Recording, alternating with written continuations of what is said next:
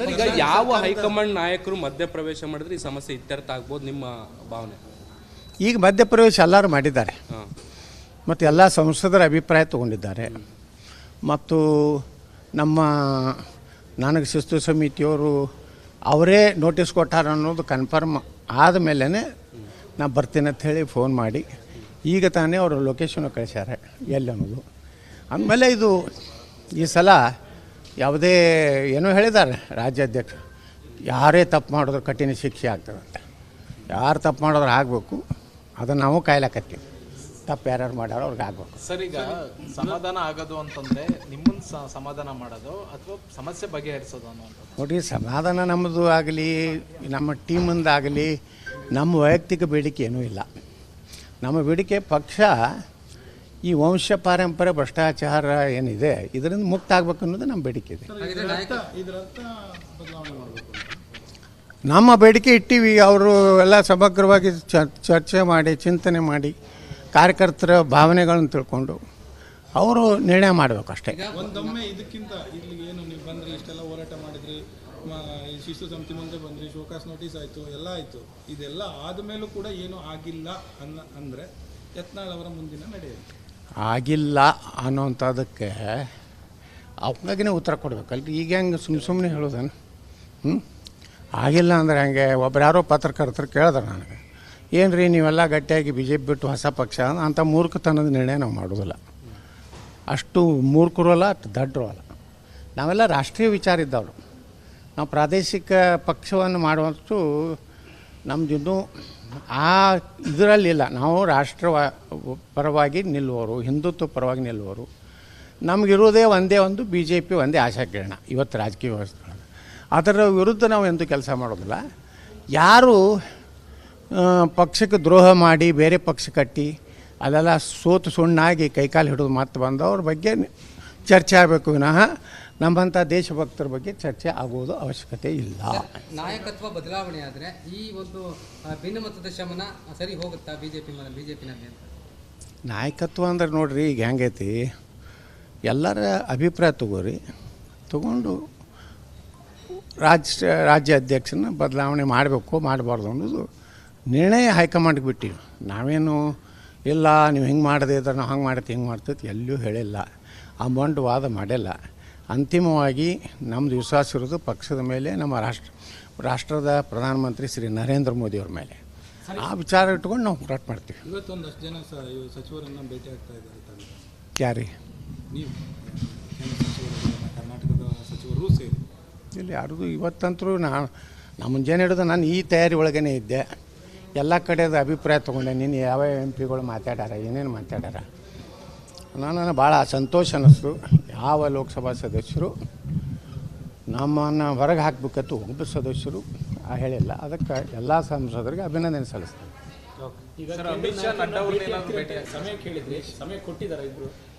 ಸಮಯನೇ ಕೇಳಿಲ್ಲಲ್ರಿ. ಇಲ್ಲ, ಜಾರಕಿಹೊಳಿಯವರು ಕೇಳಿದ್ದ ನನಗೆ ಗೊತ್ತಿಲ್ಲ. ನನ್ನ ಮಟ್ಟಕ್ಕೆ ಹೇಳೋದಾದರೆ ನಾವಂತರೂ ಇದೇನು ಯಾರೇ ಅಪಾಯಿಂಟ್ಮೆಂಟ್ ಕೇಳಿಲ್ಲ. ಈಗ ಮೇನ್ ರಾಜನಾಥ್ ಸಿಂಗ್ ಅವ್ರವರೆಗೂ ಹೋಗಿದೆ. ಉಳಿದಿದ್ದು ಅಮಿತ್ ಶಾ, ನಡ್ಡಾ ಇವರ ಭೇಟಿಗೆ ಏನಾದರೂ ಸಮಯ ಕೇಳಿದ್ರೆ? ಇಲ್ಲ, ಕೇಳಿಲ್ಲ. ವಿನಾತನ ನಾವು ಕೇಳಿಲ್ಲ. ಮೊದಲು ಶಿಸ್ತು ಸಮಿತಿಗೆ ಏನು ಉತ್ತರ ಕೊಡ್ತೀನಿ.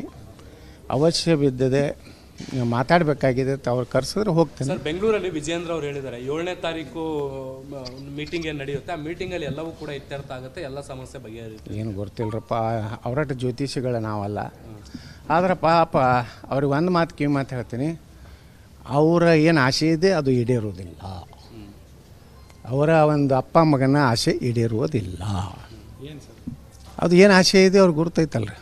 CM ಮಾಡೋದು ಸರ್? ಹಾಂ, CM ಆಗೋದು ಇಲ್ಲ, CM ಅಲ್ಲ. ಯಾರನ್ನ ಮುಗಿಸ್ಬೇಕು, ಲಿಂಗಾಯತ ನಾಯಕತ್ವನೇ ಮುಗಿಸಿ ನನ್ನ ಮಗನೇ ಇರಬೇಕು ಅನ್ನೋ ಆಸೆ ಈಡೇರೋದಿಲ್ಲ. ಸರ್, ಈಗ ಯಾವ ಹೈಕಮಾಂಡ್ ನಾಯಕರು ಮಧ್ಯಪ್ರವೇಶ ಮಾಡಿದ್ರೆ ಈ ಸಮಸ್ಯೆ ಇತ್ಯರ್ಥ ಆಗ್ಬೋದು ನಿಮ್ಮ ಭಾವನೆ? ಈಗ ಮಧ್ಯಪ್ರವೇಶ ಎಲ್ಲರೂ ಮಾಡಿದ್ದಾರೆ ಮತ್ತು ಎಲ್ಲ ಸಂಸದರ ಅಭಿಪ್ರಾಯ ತಗೊಂಡಿದ್ದಾರೆ. ಮತ್ತು ನಮ್ಮ ನನಗೆ ಶಿಸ್ತು ಸಮಿತಿಯವರು ಅವರೇ ನೋಟಿಸ್ ಕೊಟ್ಟಾರ ಅನ್ನೋದು ಕನ್ಫರ್ಮ್ ಆದಮೇಲೆ ನಾ ಬರ್ತೀನಿ ಅಂತ ಹೇಳಿ ಫೋನ್ ಮಾಡಿ ಈಗ ತಾನೇ ಅವರು ಲೊಕೇಶನ್ ಕಳಿಸ್ಯಾರೆ ಎಲ್ಲಿ ಅನ್ನೋದು. ಅಂದಮೇಲೆ ಇದು ಈ ಸಲ ಯಾವುದೇ ಏನೋ ಹೇಳಿದ್ದಾರೆ ರಾಜ್ಯಾಧ್ಯಕ್ಷ, ಯಾರೇ ತಪ್ಪು ಮಾಡಿದ್ರು ಕಠಿಣ ಶಿಕ್ಷೆ ಆಗ್ತದಂತೆ. ಯಾರು ತಪ್ಪು ಮಾಡಿದ್ರೆ ಆಗಬೇಕು, ಅದನ್ನು ನಾವು ಕಾಯ್ಲಕತ್ತೀವಿ. ತಪ್ಪು ಯಾರ್ಯಾರು ಮಾಡ್ಯಾರೋ ಅವ್ರಿಗೆ ಆಗಬೇಕು. ಸರ್, ಈಗ ಸಮಾಧಾನ ಆಗೋದು ಅಂತಂದ್ರೆ ನಿಮ್ಮನ್ನ ಸಮಾಧಾನ ಮಾಡೋದು ಅಥವಾ ಸಮಸ್ಯೆ ಬಗೆಹರಿಸೋದು ಅನ್ನುವಂಥದ್ದು? ನೋಡಿ, ಸಮಾಧಾನ ನಮ್ಮದು ಆಗಲಿ, ನಮ್ಮ ಟೀಮಿಂದಾಗಲಿ, ನಮ್ಮ ವೈಯಕ್ತಿಕ ಬೇಡಿಕೆ ಏನೂ ಇಲ್ಲ. ನಮ್ಮ ಬೇಡಿಕೆ ಪಕ್ಷ ಈ ವಂಶ ಪಾರಂಪರೆ ಭ್ರಷ್ಟಾಚಾರ ಏನಿದೆ ಇದರಿಂದ ಮುಕ್ತ ಆಗ್ಬೇಕು ಅನ್ನೋದು ನಮ್ಮ ಬೇಡಿಕೆ ಇದೆ. ಇದರ ಅರ್ಥ ಬದಲಾವಣೆ ಮಾಡಬೇಕು. ನಮ್ಮ ಬೇಡಿಕೆ ಇಟ್ಟಿವಿ. ಅವರು ಎಲ್ಲ ಸಮಗ್ರವಾಗಿ ಚರ್ಚೆ ಮಾಡಿ, ಚಿಂತನೆ ಮಾಡಿ, ಕಾರ್ಯಕರ್ತರ ಭಾವನೆಗಳನ್ನು ತಿಳ್ಕೊಂಡು ಅವರು ನಿರ್ಣಯ ಮಾಡಬೇಕು ಅಷ್ಟೇ. ಒಂದೊಮ್ಮೆ ಇದಕ್ಕಿಂತ ಇಲ್ಲಿಗೆ ಏನು ನೀವು ಬಂದ್ರಿ, ಇಷ್ಟೆಲ್ಲ ಹೋರಾಟ ಮಾಡಿದ್ರಿ, ಈ ಶಿಸ್ತು ಸಮಿತಿ ಮುಂದೆ ಬಂದ್ರಿ, ಶೋಕಾಸ್ ನೋಟಿಸ್ ಆಯಿತು, ಎಲ್ಲ ಆಯಿತು. ಇದೆಲ್ಲ ಆದಮೇಲೂ ಕೂಡ ಏನೂ ಆಗಿಲ್ಲ ಅಂದರೆ ಯತ್ನಾಳ್ ಅವರ ಮುಂದಿನ ನಡೆಯುತ್ತೆ ಆಗಿಲ್ಲ ಅನ್ನೋಂಥದ್ದಕ್ಕೆ ಅವಾಗೇ ಉತ್ತರ ಕೊಡಬೇಕಲ್ರಿ. ಈಗ ಹೆಂಗೆ ಸುಮ್ಮನೆ ಹೇಳೋದನ್ನು ಆಗಿಲ್ಲ ಅಂದ್ರೆ ಹೆಂಗೆ? ಒಬ್ರು ಯಾರೋ ಪತ್ರಕರ್ತರು ಕೇಳಿದ್ರು ನನಗೆ, ಏನು ರೀ ನೀವೆಲ್ಲ ಗಟ್ಟಿಯಾಗಿ ಬಿ ಜೆ ಪಿ ಬಿಟ್ಟು ಹೊಸ ಪಕ್ಷ ಅಂತ ಮೂರ್ಖತನದ ನಿರ್ಣಯ ನಾವು ಮಾಡೋದಿಲ್ಲ. ಅಷ್ಟು ಮೂರ್ಖರು ಅಲ್ಲ, ಅಷ್ಟು ದಡ್ಡರು ಅಲ್ಲ. ನಾವೆಲ್ಲ ರಾಷ್ಟ್ರೀಯ ವಿಚಾರ ಇದ್ದವರು. ನಾವು ಪ್ರಾದೇಶಿಕ ಪಕ್ಷವನ್ನು ಮಾಡುವಷ್ಟು ನಮ್ಮದಿನ್ನೂ ಆ ಇದರಲ್ಲಿಲ್ಲ. ನಾವು ರಾಷ್ಟ್ರ ಪರವಾಗಿ ನಿಲ್ಲುವವರು, ಹಿಂದುತ್ವ ಪರವಾಗಿ ನಿಲ್ಲುವವರು. ನಮಗಿರೋದೇ ಒಂದೇ ಒಂದು ಬಿ ಜೆ ಪಿ, ಒಂದೇ ಆಶಾ ಕಿರಣ ಇವತ್ತು ರಾಜಕೀಯ ವ್ಯವಸ್ಥೆ. ಅದರ ವಿರುದ್ಧ ನಾವು ಎಂದೂ ಕೆಲಸ ಮಾಡೋದಿಲ್ಲ. ಯಾರು ಪಕ್ಷಕ್ಕೆ ದ್ರೋಹ ಮಾಡಿ ಬೇರೆ ಪಕ್ಷ ಕಟ್ಟಿ ಅದೆಲ್ಲ ಸೋತು ಸುಣ್ಣಾಗಿ ಕೈಕಾಲು ಹಿಡಿದು ಮತ್ತೆ ಬಂದವ್ರ ಬಗ್ಗೆ ಚರ್ಚೆ ಆಗಬೇಕು ವಿನಃ ನಮ್ಮಂಥ ದೇಶಭಕ್ತರ ಬಗ್ಗೆ ಚರ್ಚೆ ಆಗುವುದು ಅವಶ್ಯಕತೆ ಇಲ್ಲ. ನಾಯಕತ್ವ ಬದಲಾವಣೆ ಆದರೆ ಈ ಒಂದು ಭಿನ್ನಮತದ ಶಮನ ಸರಿ ಹೋಗುತ್ತಾ ಬಿಜೆಪಿನಲ್ಲಿ? ನಾಯಕತ್ವ ಅಂದ್ರೆ ನೋಡ್ರಿ, ಈಗ ಹೆಂಗೈತಿ, ಎಲ್ಲರ ಅಭಿಪ್ರಾಯ ತಗೊಂಡು ರಾಜ್ಯ ಅಧ್ಯಕ್ಷನ ಬದಲಾವಣೆ ಮಾಡಬೇಕು ಮಾಡಬಾರ್ದು ಅನ್ನೋದು ನಿರ್ಣಯ ಹೈಕಮಾಂಡ್ಗೆ ಬಿಟ್ಟಿವಿ. ನಾವೇನು ಇಲ್ಲ ನೀವು ಹಿಂಗೆ ಮಾಡದೇ ಇದ್ರೆ ನಾವು ಹಂಗೆ ಮಾಡ್ತೀವಿ ಹಿಂಗೆ ಮಾಡ್ತೈತಿ ಎಲ್ಲೂ ಹೇಳಿಲ್ಲ, ಆ ಬಂಡು ವಾದ ಮಾಡಿಲ್ಲ. ಅಂತಿಮವಾಗಿ ನಮ್ಮದು ವಿಶ್ವಾಸ ಇರೋದು ಪಕ್ಷದ ಮೇಲೆ, ನಮ್ಮ ರಾಷ್ಟ್ರದ ಪ್ರಧಾನಮಂತ್ರಿ ಶ್ರೀ ನರೇಂದ್ರ ಮೋದಿಯವ್ರ ಮೇಲೆ. ಆ ವಿಚಾರ ಇಟ್ಕೊಂಡು ನಾವು ಹೋರಾಟ ಮಾಡ್ತೀವಿ. ಇವತ್ತೊಂದಷ್ಟು ಜನ ಸಚಿವರನ್ನು ಭೇಟಿ ಆಗ್ತಾ ಇದ್ದಾರೆ. ಯಾರಿ? ನೀವು ಕರ್ನಾಟಕದ ಸಚಿವರು ಸೇರಿ ಇಲ್ಲಿ ಯಾರ್ದು ಇವತ್ತಂತರೂ ನಾ ಮುಂಜಾನೆ ಹಿಡಿದು ನಾನು ಈ ತಯಾರಿ ಒಳಗೇ ಇದ್ದೆ. ಎಲ್ಲ ಕಡೆದು ಅಭಿಪ್ರಾಯ ತೊಗೊಂಡೆ. ನೀನು ಯಾವ ಎಂ ಪಿಗಳು ಮಾತಾಡ್ಯಾರ, ಏನೇನು ಮಾತಾಡ್ಯಾರ, ನನಗೆ ಭಾಳ ಸಂತೋಷ ಅನ್ನಿಸ್ತು. ಯಾವ ಲೋಕಸಭಾ ಸದಸ್ಯರು ನಮ್ಮನ್ನು ಹೊರಗೆ ಹಾಕಬೇಕಂತ ಒಬ್ಬ ಸದಸ್ಯರು ಹೇಳಿಲ್ಲ. ಅದಕ್ಕೆ ಎಲ್ಲ ಸಂಸದರಿಗೆ ಅಭಿನಂದನೆ ಸಲ್ಲಿಸ್ತಾರೆ.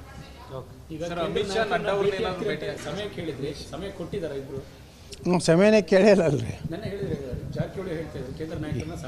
ಇಲ್ಲ, ಜಾರಕಿಹೊಳಿಯವರು ಕೇಳಿದ್ದ ನನಗೆ ಗೊತ್ತಿಲ್ಲ. ನನ್ನ ಮಟ್ಟಕ್ಕೆ ಹೇಳೋದಾದರೆ ನಾವಂತರೂ ಇದೇನು ಯಾರೇ ಅಪಾಯಿಂಟ್ಮೆಂಟ್ ಕೇಳಿಲ್ಲ. ಈಗ ಮೇನ್ ರಾಜನಾಥ್ ಸಿಂಗ್ ಅವ್ರವರೆಗೂ ಹೋಗಿದೆ. ಉಳಿದಿದ್ದು ಅಮಿತ್ ಶಾ, ನಡ್ಡಾ ಇವರ ಭೇಟಿಗೆ ಏನಾದರೂ ಸಮಯ ಕೇಳಿದ್ರೆ? ಇಲ್ಲ, ಕೇಳಿಲ್ಲ. ವಿನಾತನ ನಾವು ಕೇಳಿಲ್ಲ. ಮೊದಲು ಶಿಸ್ತು ಸಮಿತಿಗೆ ಏನು ಉತ್ತರ ಕೊಡ್ತೀನಿ. ಅವಶ್ಯ ಬಿದ್ದದೆ ಮಾತಾಡಬೇಕಾಗಿದೆ ಅವ್ರು ಕರೆಸಿದ್ರೆ ಹೋಗ್ತೀನಿ. ಸರ್, ಬೆಂಗಳೂರಲ್ಲಿ ವಿಜೇಂದ್ರ ಅವ್ರು ಹೇಳಿದ್ದಾರೆ 7ನೇ ತಾರೀಕು ಮೀಟಿಂಗ್ ಏನು ನಡೆಯುತ್ತೆ, ಆ ಮೀಟಿಂಗಲ್ಲಿ ಎಲ್ಲವೂ ಕೂಡ ಇತ್ಯರ್ಥ ಆಗುತ್ತೆ, ಎಲ್ಲ ಸಮಸ್ಯೆ ಬಗೆಹರಿಯುತ್ತೆ. ಏನು ಗೊತ್ತಿಲ್ಲರಪ್ಪ, ಅವರಟ್ಟು ಜ್ಯೋತಿಷಿಗಳ ನಾವಲ್ಲ. ಆದ್ರೆ ಪಾಪ ಅವ್ರಿಗೆ ಒಂದು ಮಾತು ಕಿವಿ ಮಾತು ಹೇಳ್ತೀನಿ, ಅವರ ಏನು ಆಸೆ ಇದೆ ಅದು ಈಡೇರುವುದಿಲ್ಲ.